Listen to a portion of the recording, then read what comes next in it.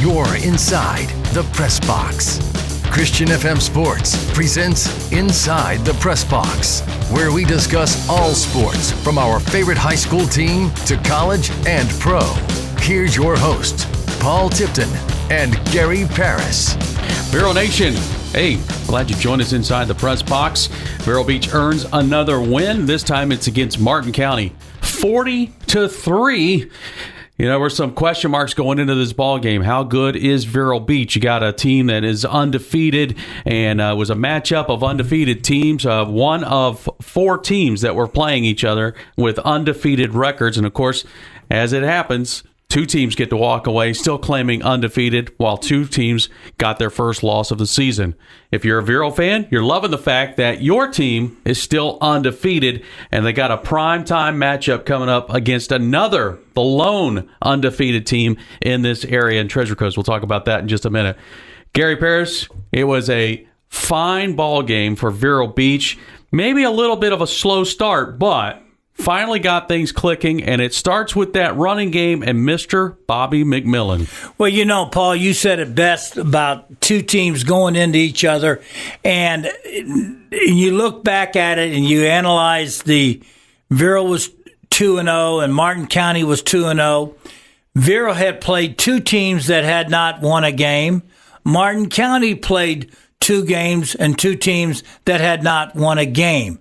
Each team had given up just one touchdown.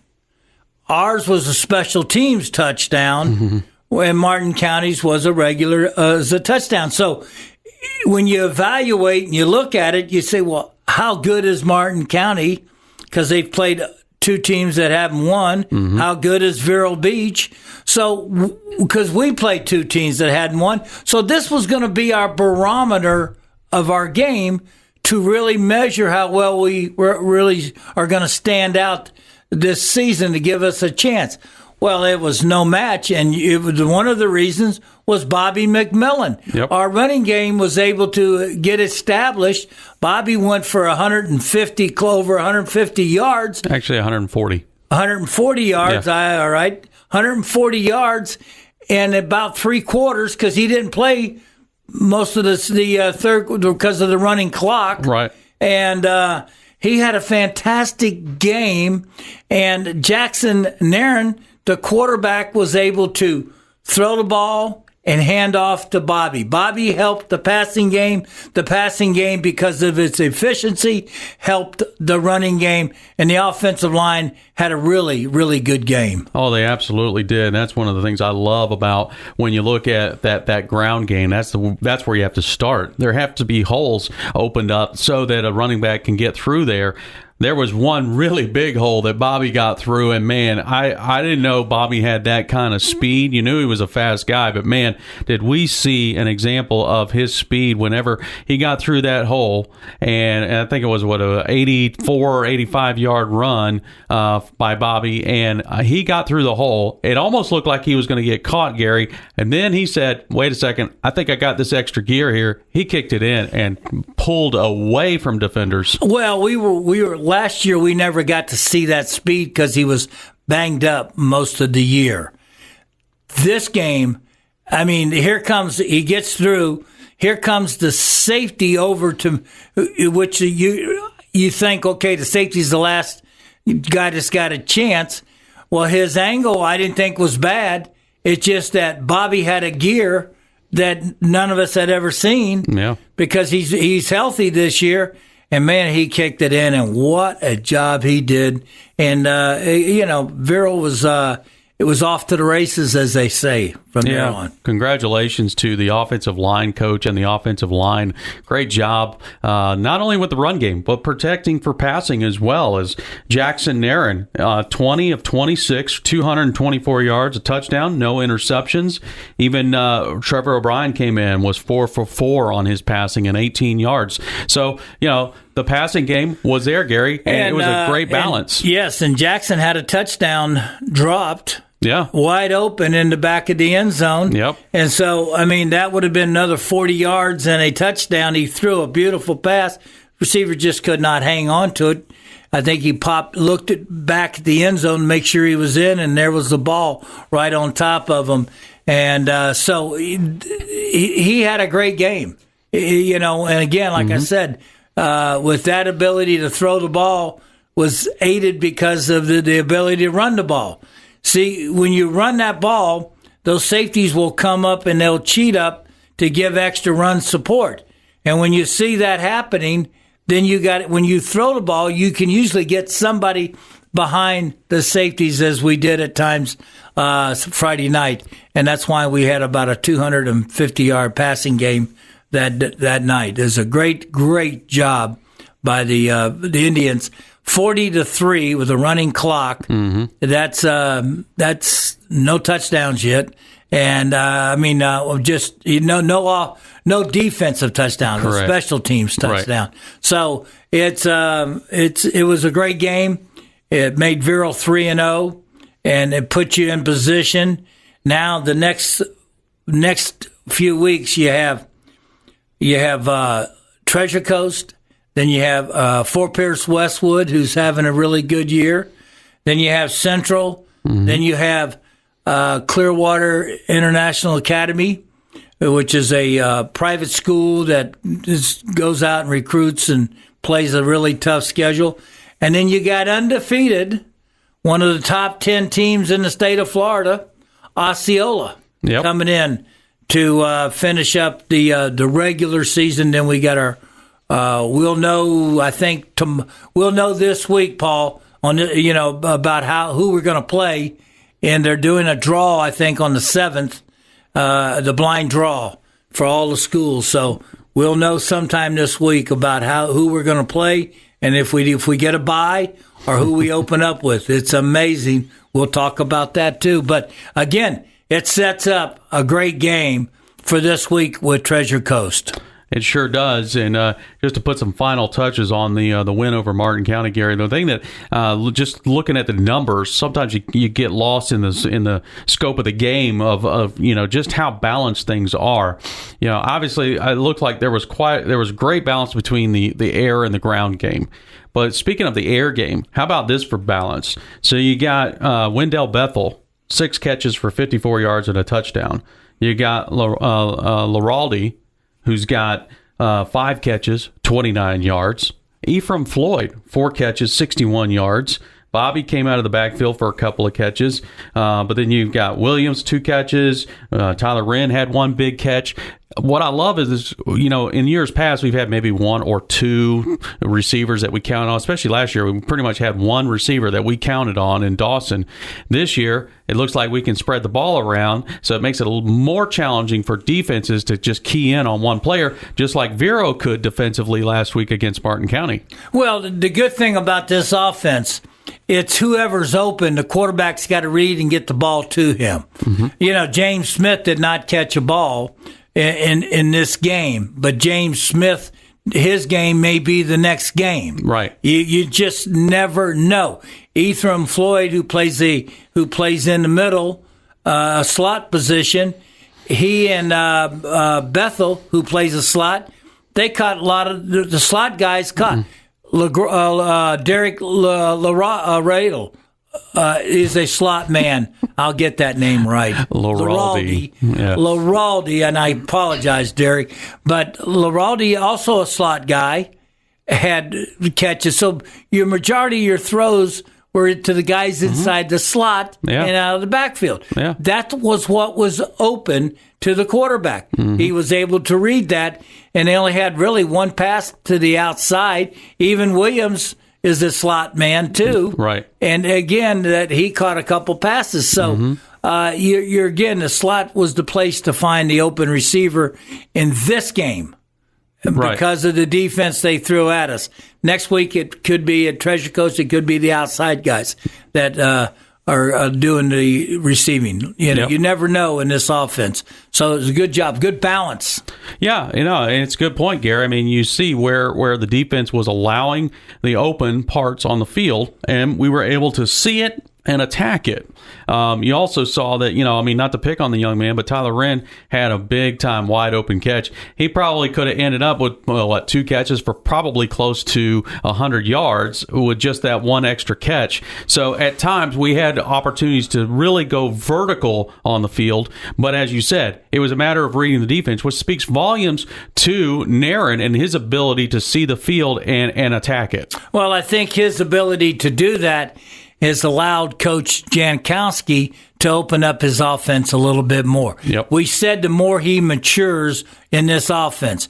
He's a senior. He transferred in from Dwyer, who hasn't started their season yet down there. And so he said, okay, I'll play. I'll go to Vero Beach. I want to play. Yep. And so he came up here.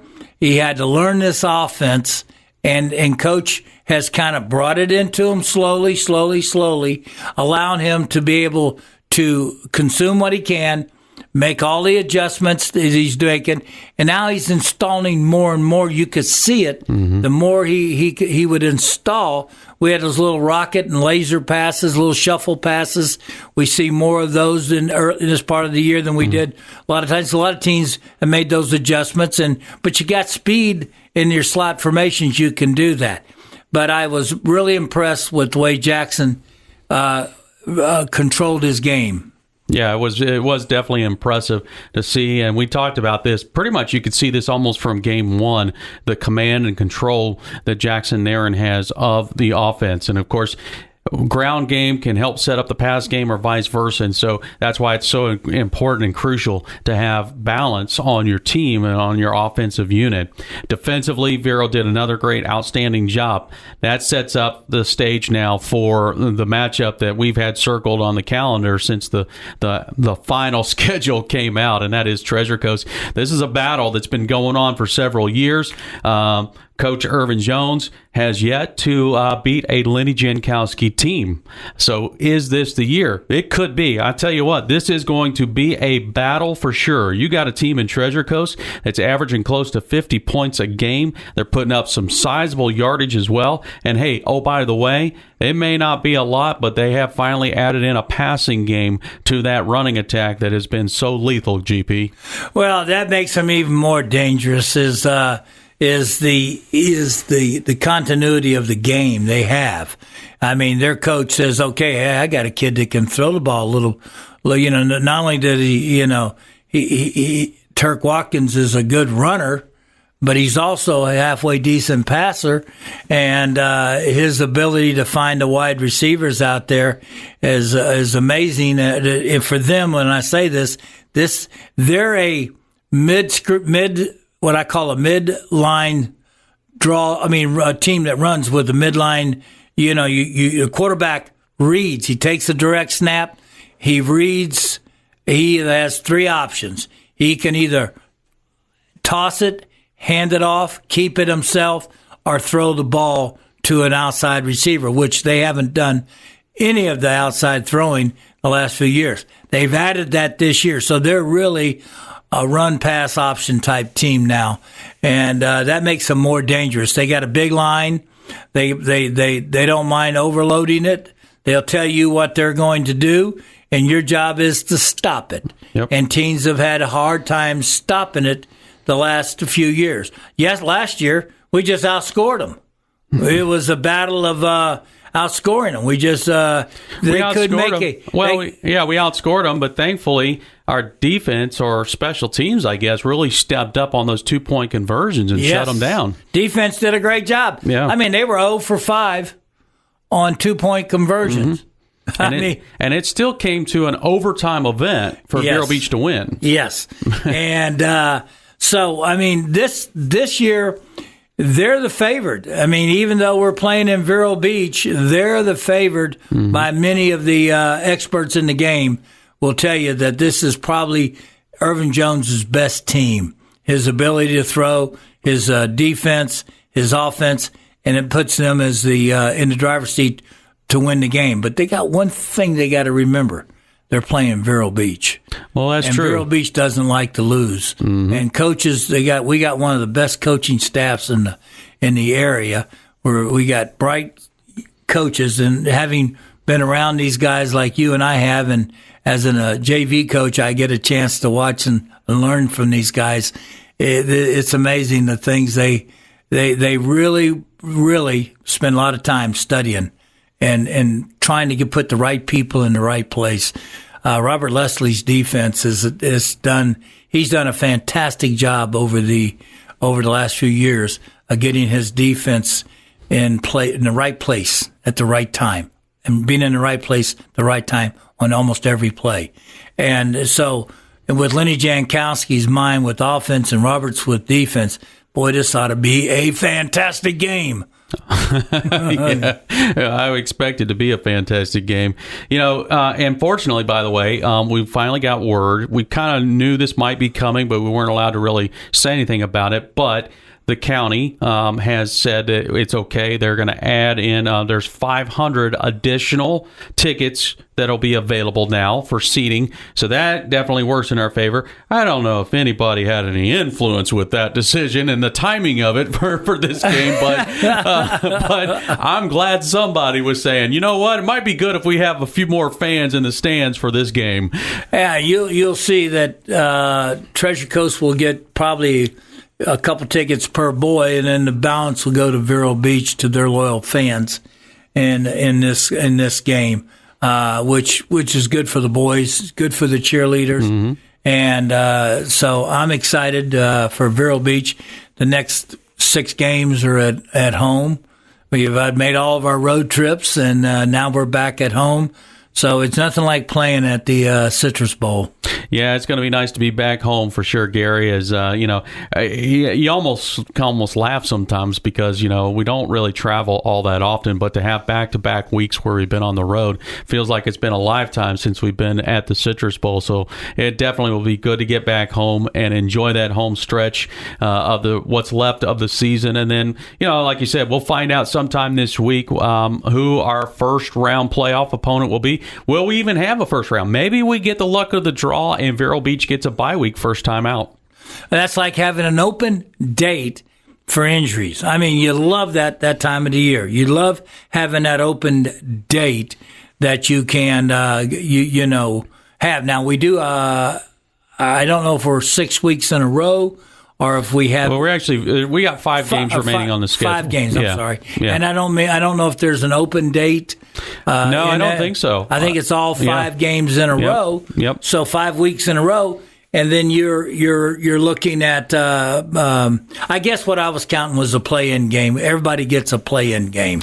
Yeah, it's a little different this year, Gary. Obviously, with the pandemic and just trying to get schedules together has been chaotic in and of itself. But the overall format is basically this: you had to opt into the playoffs. Everybody that opts in automatically is into the playoffs. So it really doesn't matter about your record. There's no district championship to speak of or anything like that. So basically, bottom line, our region has 13 teams in it. Now, if you have a region, and we don't, but if you had a region that was over 16 teams, and there are some that do, then there would be a play-in, kind of to the play-in, if you will, and that would be basically the last week that we finish up our regular season against Kissimmee Osceola. I think that's like the November 3rd or something like that.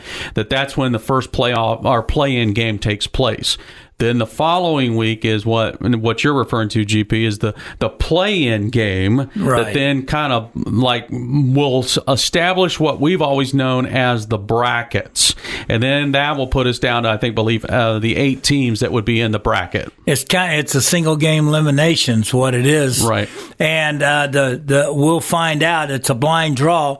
We have teams as far south as Miami Palmetto, which is one of the top-ranked teams in the country, in the state also, all the way up to Orlando. Mm-hmm. We have Dr. Phillips. And so the blind draw could be Dr. Phillips draws Palmetto and Miami, and they flip a coin, and somebody's got to travel either to Orlando or Orlando to Miami. That could be the way it comes out in the first draw. Yeah. And we could draw Treasure Coast again, right? And have them in our opening game, as a play-in game to the next round. So is it fair? Well, it's not a fair year. No, it's not. No. Yeah, I mean, you can't even, it's one of those things. I tell this to my kids all the time about certain things. It's like you can't put logic to something that seems illogical.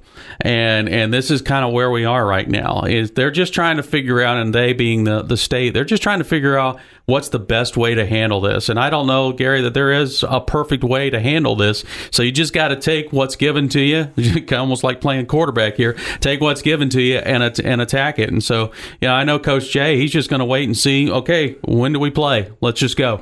Okay, Socrates, and your philosophy. I like that. That's Paul Tipton with a little philosophy there. Yeah. You're right. Deep thoughts. Yeah, right. Yeah. Hey, you're right, though. Coach Jay is just, hey, you know what? I can't control it, so I'm not going to worry about it. Right. And let's just, whatever we get, who we get, we're going to have to play them anyway. If they're good, you might as well, first round, second round, or third round. Right. You're going to have to play them to beat them. Correct. So it's an unfortunate way they're doing it. There is no benefit for being good this year. It's just that everybody gets a playoff game. Absolutely. So really, at this point, not that it's any different than the other season, you want to win all your games in regular season and then get to postseason and see what can happen. For Vero Beach, there's actually added incentive. They want to keep that regular season streak alive. It's at 64 right now. Can they turn it into 65? There's a big hurdle in front of them called Treasure Coast, and we're going to find out Friday night if they can clear that hurdle. You've been Inside the Press Box. Thanks for joining Gary Parrish and myself, Paul Tipton. We'll look forward to seeing you on Friday night, and as always, go Indians. Thanks for joining us inside the Press Box. For more, go to ChristianFM.com.